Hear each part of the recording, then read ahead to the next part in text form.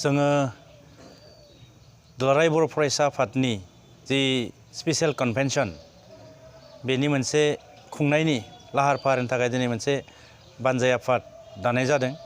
बे बानजाय आफादखौ आफादनि आफादगिरि हिसाबै मानगोनां तामुलपुर ब्लकनि डेभेलपमेन्ट ब्लकनि बारग' बिडिअ लेहराम बर' सार आरो चिफ कनभेनर हिसाबै मानगोनां जलेन दैमारि आरो लोगोसे गुबुन गुबुन बिबानाव माखासे मेलेमजिबिफोरखौ लानानै बानजाय आफादखौ दानाय जादों।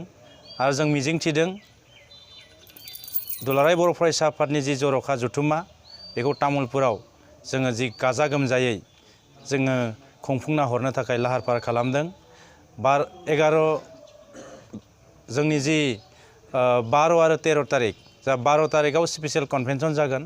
13 तारिखआव जोङो बर' माहारिनि जि थामथि गोरोबथा बे गोरोबथाखौ मुंसाइ होनाय गुबुन गुबुन गौथुमनि दैदेनगिरिफोरखौ जोङो तामुलपुर ओनसोल बा तामुलपुर महकुमानि सिङाव थानाय गुबुन गुबुन दखराफोर गौथुमफोरा लोगो नांनानै जों खौसेयै खुंफुंलांनो थाखाय थि खालामनाय जादों।